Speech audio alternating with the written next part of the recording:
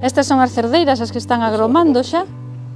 Chegoume unha carta a casa certificada e vin a preguntar para que era a carta, entón xa me dixeron que cortar os árboles que preguntara que despois xa me darían árboles para volver a plantar. Sí, os eucaliptos tuvemos que cortalos polo tema de que estaban cerca de casas urbanas e agora, pois nada, vamos a plantar con isto. Debido ao tema dos incendios, para protexer, xa que tuve que cortar, pois agora repoblar con árboles de aquí da terra, genial, me parece genial. Cando chegamos aquí había que quitar todas as mimosas porque era toda unha plaga de mimosas extendida por todo o monte, un perigo para o lume en Brán. Informábame mediante carta como que tiña que cortar pola franxa de seguridade que estipula a lei de incendios.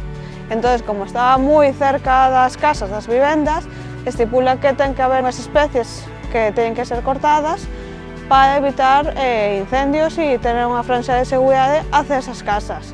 Do meu perímetro, sí, 8.900 metros ao redor da miña casa, sí, é todo así de bosque. Estas deixeinas, esta xesteira, que é típica de aquí, autóctona.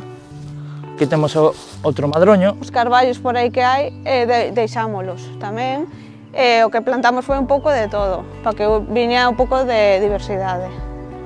Pois temos as abeleiras, temos aquí os carballos e logo temos os estripeiros. Aquí xa temos un pequeniño. É unha das cousas tamén que me gusta, para que non te veña a maleza para arriba, porque sabes que onde hai carballo eso cae a folla e non ter sempre a maleza esa que tes que andar cortando. Non nace nada, isto non se cortou fai, non sei, 5 ou 6 anos. Non, máis. Eu enteime a través das redes sociais do Concello de entrega gratuita de árbores para reforestar, xa que estamos na obriga de cortar, porque hai unha lei que o di e tal, entón, por que non aproveitar esa oportunidade? Home, antes de ter o terreno sin nada, pois prefiero porlle nogales e castiñeiros, todo que dé algo. Xa te digo, eu encantada e animo a xente a que plante porque me parece unha idea estupenda. Verde. Verde. Que non estea sin nada e que estea verde.